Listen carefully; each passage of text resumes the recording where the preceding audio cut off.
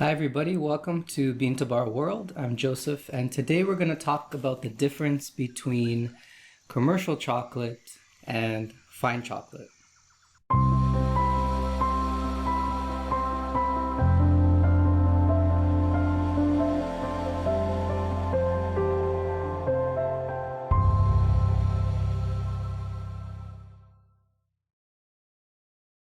So there may be many differences between commercial and fine chocolate, but today I'm just going to focus on four main differences. And we'll start off with the first one is flavor. So there is a difference in flavor between commercial chocolate and fine chocolate. So here we have some commercial chocolate bars, which many of you may have tried at different points in your life. We have a Cadbury bar, a Lindt bar, a Nestle bar, and all these chocolate bars more or less taste the same. So you might argue the Cadbury bar tastes different than the Lindt bar, and there is a slight difference there. But if we're looking at the whole spectrum of chocolate, you have the really poor chocolate and commercial chocolate on one end, and then you have the really good fine chocolate on the other end, and then you have all this other chocolate in the middle. Well, when we're dealing with commercial chocolate, the difference in flavor between them when considering the whole spectrum of chocolate is very narrow. They have that typical cocoa flavor, right? Nothing wrong with that. A lot of people love that flavor. If they didn't love that flavor, it probably wouldn't be so popular as it is. So there's a reason why people enjoy that flavor. But a lot of people assume that that's what the flavor of chocolate is supposed to taste like. And that's not necessarily the case. That's one flavor. And the reason why you've only tasted that flavor is because you've only had chocolate made from a very narrow genetic spectrum of cacao. So these fine chocolate bars, we have a Cantu bar, Cacao Suyo Lacuna bar, Standout bar.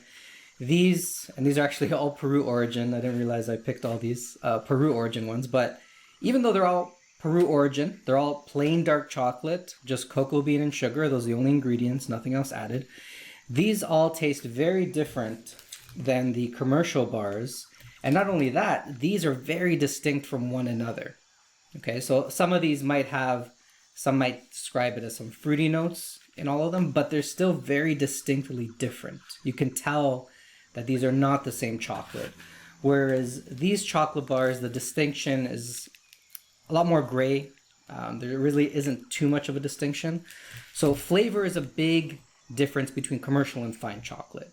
And there's a lot of commercial chocolate out there, some of it better than others. You know, even in the chocolatier world, there's brands like Callebaut and Cacao Berry. And yeah, they're better. You know, Cacao Berry, I would say, is better than Callebaut, and Callebaut is probably better than, you know, Cadbury, for instance. But they still have that more typical cocoa flavor. Even the different origins of the Cacao Berry, some of them are just not very distinct and not too interesting. They're not bad. They're still nice. And for chocolatiers, it's good. But again, when you're looking at the whole spectrum of chocolate, they kind of pale in comparison to the really good high-end chocolate bars. And so the difference in flavor really comes down to that typical cocoa flavor in the commercial chocolate and a much more wide-ranging flavor in the fine chocolate. So in fine chocolate, plain dark chocolate, you'll taste things such as fruity, cherry, toasty, nutty, spice, woody, rum, cookie. All these sorts of flavors really become very apparent in some of these chocolate bars, and nothing was added to it. It's just cocoa bean and sugar. These chocolate bars here, the Lindt bar, for instance, has a very basic, typical cocoa flavor. Again, nothing wrong with that, but they even add vanilla to it. Vanilla is there to enhance the flavor, right? You don't see vanilla in fine chocolate. If you do, it's probably not fine chocolate because you wouldn't want to mask a really good flavorful cacao bean or dark chocolate with vanilla and other flavors. You want it to stand on its own. So the reason why people add vanilla to their cacao beans is to make it more appealing, to make it taste better. The Cadbury bar has dark chocolate, and then in parentheses, sugar, unsweetened chocolate, cocoa butter, milk ingredients, soy lecithin, and natural flavor. Now, there's nothing really natural about natural flavor. A lot of people assume natural flavor means it was just sort of squeezed out of like an orange or whatever it is they're using, and that's not the case. It's still synthesized in a lab. They can call it natural because it comes from what once was a organic organism, plant, animal, whatever it was, algae. But it's not really natural in the sense that you think it is. If you have vanilla yogurt with natural flavor in there, or apricot jam with natural flavor, it probably didn't even come from vanilla or apricot. So something to keep in mind. And so the point is that these commercial chocolates, they add these flavor enhancers to make it taste better, because the cacao they're using is not the best, right? That's why they can sell the bars at the prices that they do. Not only economies of scale, because these are massive companies, but also because they're not really growing the best cacao. Really high quality cacao it's a lot more work for cacao farmers to grow it. And so they have to be compensated more for that. And so that's why these chocolate bars will cost a lot more. So there's a very distinct difference in flavor. So if you go to my online chocolate shop, you can see a plethora of single origin dark chocolates, and they're all same ingredients, more or less cacao, sugar, and they all taste very, very different. And so some people like that. Some people appreciate all these interesting flavors. I do. When I was growing up, I didn't like dark chocolate because it all tasted the same. It didn't really throw me. It wasn't until I was introduced to fine chocolate that I actually started to enjoy chocolate and dark chocolate. I didn't know it could taste that way. That's how different the flavors are. So if you're someone who just likes that typical dark flavor, then maybe you won't like exactly a lot of the fine chocolate out there, because it does taste very different. But I guarantee that pretty much everyone will find a fine chocolate brand or a few bars that does really appeal to them as well. Also keep in mind that bitterness is more of a taste than a overall flavor, but bitterness is also a big part of the difference between fine chocolate and commercial chocolate. A lot of people associate bitterness with dark chocolate, bitterness with cacao beans. And that's because most of the cacao in the world is bitter. Most of the cacao is a commercial grade bulk cacao that has a much more stronger intensity of bitterness to it. But that's not necessarily how chocolate is supposed to taste. Again, that's one taste of chocolate, of cacao. A good quality chocolate, dark chocolate, even a high percentage, 80%, shouldn't be bitter. It shouldn't be bitter. Bitterness is a sign of a poor quality cacao. Now, you might have grown to like that, just like people have grown to like bitterness in different foods, beer, grapefruit, rapini, bitter melon. You might enjoy that. And in some cases, bitterness, is a sign of a food that has a lot of nutrients. But in the case of chocolate, bitterness is a sign of a poor quality cacao. You don't necessarily want that. In fine chocolate, you should have very little and sometimes no bitterness at all. Some people do confuse bitterness with intensity. I'll talk more about that another time. But those are the main differences with fine and commercial chocolate. Is you have the commercial chocolate, which is very basic, simple cocoa flavor. A higher percentage is usually more bitter. A lower percentage or milk chocolate is usually very, very sweet. Whereas with fine chocolate, you have higher percentages are not very bitter. You have this very wonderful, interesting range of flavors in each bar. And the milk chocolates and the lower percentages ones are not supposed to be super, super sweet either. Okay, so those are big differences in flavor there. Now, next major point is ingredients. And a lot of people, especially in the fine chocolate world, they'll always prop up fine chocolate by putting down the commercial chocolate ingredients. They'll say, commercial chocolate is bad ingredients, palm kernel oil, lots of sugar. That's not the case in many cases. There is a lot of poor quality chocolate out there, but big brand name commercial chocolate, which is not super high quality, can have very good ingredients in them. And so we have to be careful in the way we speak on those things, because, for instance, the Lindt bar has cacao mass, sugar, cocoa butter, and vanilla bean. So it's got cocoa beans, sugar, and vanilla bean, real vanilla bean, they say. So nothing wrong with that. Here we have a Nestle L'Atelier raw cru bar. So the beans were not roasted very much, so they consider it a raw chocolate. I'll talk more about that another time. But the ingredients here, look at this: unsweetened chocolate, sugar, and cocoa butter. Not even any flavor enhancers in there. So again, the cacao itself is not a great quality, which is why it has that more basic flavor. But the ingredient, there's nothing there that is a red flag to me as far as ingredients go. Now let's look at the ingredients of the fine chocolate bars. The Cantu bar, cocoa beans, cane sugar, cocoa butter. The cacao suyo bar, cocoa paste, and sugar. The standout bar is cocoa beans and cane sugar. Okay, so again, kind of similar ingredients. There are bad ingredients you don't want to see in your chocolate. Fine chocolate should never have any other fat other than cocoa butter.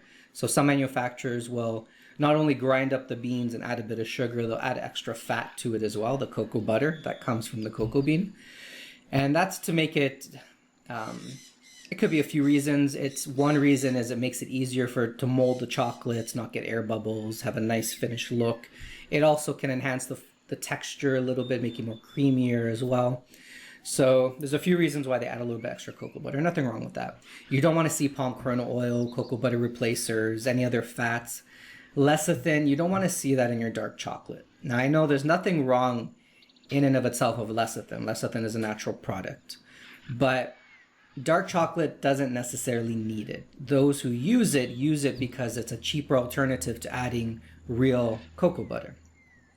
And in my experience, any fine chocolate brands that have added lecithin, even if it's non-GMO soy lecithin, even if it's sunflower lecithin, another source, which, it's usually the GMO palm or soy lecithin that people have issues with. And even that, it's not very good. Fine chocolate that has lecithin is never very good. And I think they're just not using really great quality cocoa beans. I think either they don't have an understanding of what fine chocolate is really, or they're just trying to market a mediocre chocolate as fine chocolate. In my experience, I've never had that. There are some brands who do impeccable dark chocolate with no lecithin in there, and then their milk chocolates or something that are going to be a lot more thicker because of the milk powder. They might add a little bit of non-GMO lecithin, and I don't really have a problem with that. That's more a manufacturing issue. It's not so much a quality issue. Another thing you don't want to see in your fine chocolate bars, like I said earlier, are any flavor enhancers. You wouldn't want to buy a nice expensive wine and see, oh, we just added some flavor extract just to make it taste better. Or if you got a really nice espresso and they said, yeah, we put an extra shot of coffee flavor or something to make it taste better. You'd say, what? Why would you do that? That's not a sign of a fine quality food. And the same with chocolate. Dark, plain, single origin chocolates should not have, even the milk chocolates. There are some milk chocolates with vanilla in there, and that's sort of becomes more of a flavored chocolate. That's fine. But you can have impeccable, incredible milk chocolate with just cocoa bean, cane sugar, and milk powder, not even any other vanilla or anything added to it. And that's really the big difference between fine chocolate and commercial chocolate is you don't need to add anything to make it better because the bean stands on its own. If you have a skillful chocolate maker who knows how to roast them and refine it to bring out those flavors, then you don't need anything else. Very, very simple. Very, very simple ingredients, but crafted in a precise way is what makes fine chocolate very, very different from commercial chocolate. So again, ingredients. You don't want to see any other fats other than cocoa butter, no other flavor enhancers in your dark chocolates. And one thing you do sort of want to know as far as ingredients goes, or it might not say on the bar specifically, is more information on the cacao. So we don't know really where the cacao came from for these bars, Cadbury bar, whatnot. I have this no-name, in Canada we have a no-name brand. It's a no-name brand. And the chocolate here is imported from France, so they just rebrand it. And, people see product of France, they think, wow, must be really good chocolate, right? In the fine chocolate world, we know of Valrhona and Bonnet and Michel Cluzel and things like that. It's not that great, this chocolate. So don't buy into the whole cachet of European origin chocolate. It's not always, in many cases, it's not very good anymore. So you're looking at the cacao information. So on the fine chocolate bars, usually, and they should, have more information on the cacao. Not just the country it came from, but maybe the co-op, the region within that country. And on the website, there should be more information on this cacao. So the more information a brand has about the cacao itself, the more likely they are that they're doing due diligence and seeking out really high quality cacao. And because if they are going through all that trouble and they're paying all that money for really good quality cacao, they're usually going to want to share it with you as much as possible to get that message across. So that's another issue as far as ingredients is, what information do they offer in regards to information on the cacao? Now, variety, a lot of people think, looking for variety is very important. It is and it isn't. When it comes to varieties, I'll touch more on that another time, but it doesn't matter if the bar says that they're using Criollo or whatever, Nacional. I mean, it's good to have that information. As much, like I said, as much information they can provide as possible, that's good, but don't get hung up on those things. There could be some cacaos that are brands that don't say what variety they are, or they could even be a melanado variety, which a lot of people associate with not very good cacao. But the truth is, even within varieties, there's sub-varieties, there's different populations in different regions of the same variety that taste different, that produce different cacao, different seeds. It's very complex, so don't get too hung up on the variety. But the more information they have on the cacao, the better it is. But then it really, after looking at the ingredients, looking for those red flags, it really comes down to tasting it, right? You have to open it up, you have to taste it to really know if it's a fine chocolate or not. And the more you learn, the more you discern, the more you understand how to taste fine chocolate, the better you are at it. And a couple other points I want to touch on the main differences between commercial and fine chocolate is fair trade and the fact that these are made by small businesses. So none of the chocolate bars on my website, hardly any of the chocolate bars on my Bean to Bar World app are selling fair trade certified, symbols of fair trade certified chocolate bars. Because fair trade is not synonymous with quality. You can have a lot of commercial bars out there that are fair trade organic and they have cute little animals on it to say that they're saving the rainforest, whether they are or not, who knows. But that isn't synonymous with quality. You can have the same cacao that's used to make these fair trade or organic, certified organic. And so what you're paying for is the fact that it's fairly traded, which, if that's true, which many cases it's not, if that's true, then that's good. If it is honestly organic, then that's good. But you're still buying a poor quality chocolate made with poor quality cacao. When it comes to fine chocolate, these are small companies and they're getting cacao from small farmers, usually family-run farms or small farms run by family and a few local people. That's how most cacao farms are run these days. And they don't have the money to be certified. The fine chocolate makers are so small scale, they don't have the money to be certified either. If there are any fine chocolate brands out there that are certified, usually they have an investor that's pumping in money. It's not something they could have done on their own. So, and it's more of a marketing tool, Again, fair trade is very complex. I have a research article on my website that you can learn more about the beginnings of fair trade and sort of what it evolved into. And you can see that it's not really what it all was hoped to be. And so in the fine chocolate world, the cacao used to make these bars and all the other bars are even more fair trade than the fair trade certified. And not only that, they're better quality too. So a lot of the co-ops that grow the cacao, there's a lot of transparency on both sides about, how they grow the cacao, the working conditions of the farmers. Some of the fine chocolate makers today have direct trade relationships with the co-ops or single estate farms. And a lot of chocolate makers today in the countries that grow the cacao are growing their own cacao and making their own chocolate from the cacao they grow. I mean, it doesn't get more fair than that. So keep those things in mind when you are supporting the fine chocolate world. You are indirectly supporting fairer trade, transparent trade, direct trade, those sorts of things.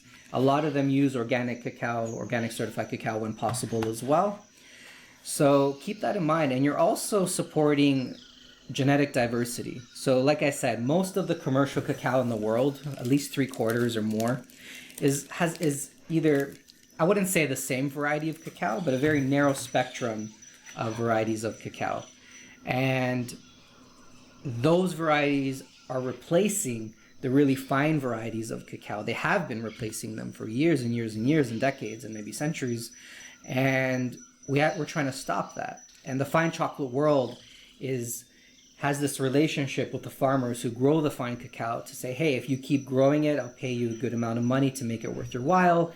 You keep growing it, ferment it properly, and we'll have this relationship going. And then there's consumers who appreciate that, the flavor, the quality, and we keep that relationship going.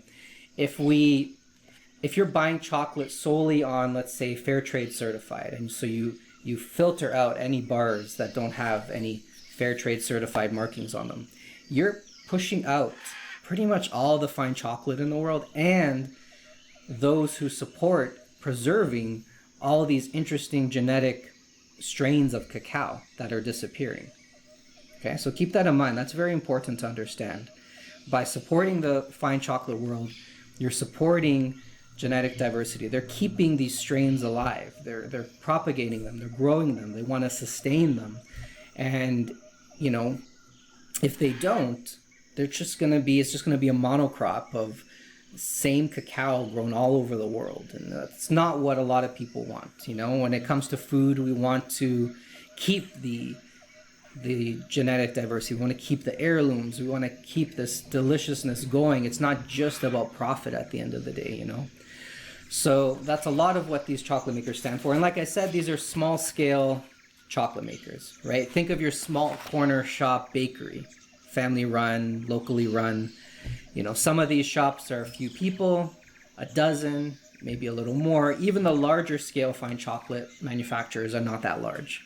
So what you're doing is you're supporting small business. You're supporting local entrepreneurs, whether that's in places like Canada or the US, or even, like I said, there's people in cacao growing countries like Peru, Brazil, Philippines, Vietnam, Indonesia, that are trying to, either collect local cacao or grow it themselves and create their own business and get it out there and have something to stand on and to preserve a craft. That's a lot of what the fine chocolate world is, not just pumping out chocolate. You're preserving a craft. This is a craft that has been basically lost for a long time and is starting to come back. And they're sort of reinventing it as well. And that's what supporting the fine chocolate world does, is you're supporting better relationships between growers and makers. You're supporting genetic diversity. You're supporting entrepreneurs. You're giving the power of livelihood back into the hands of the people, right? Whether those people are in, like I said, North America or in Peru or wherever it is, whether they're growing the cacao, making the chocolate, that's sort of what fine chocolate is trying to stand for. Okay, so keep those in mind. Those are some very important points of the difference between fine chocolate and commercial chocolate. And like I said, there's many more points I can touch on. I'm not going to go into those today. But if you're a beginner, if you maybe been put off by the fine chocolate world for some reason, you want to understand sort of, what the difference is. Why am I spending $10, $12, $15, $16 on a fine chocolate bar when I can buy one at the grocery store for a few dollars? Well, everything I've been talking about is a reason why. And some people might not appreciate that, right? I don't appreciate every single fine food out there. I'm sure there's some foods that I eat that are maybe just kind of okay and I don't really understand them well enough. And some people who's a connoisseur of that food will be like, you don't really understand. So we're all, trying to learn. Everyone's at their own levels. But the point of this was just to really paint you a picture of the main differences and why a lot of us are so passionate about fine chocolate as well. So take a look on my website if you want to learn more. Take a look on the free app, right? You can go into the App Store and download the Bean to Bar app that I created for free.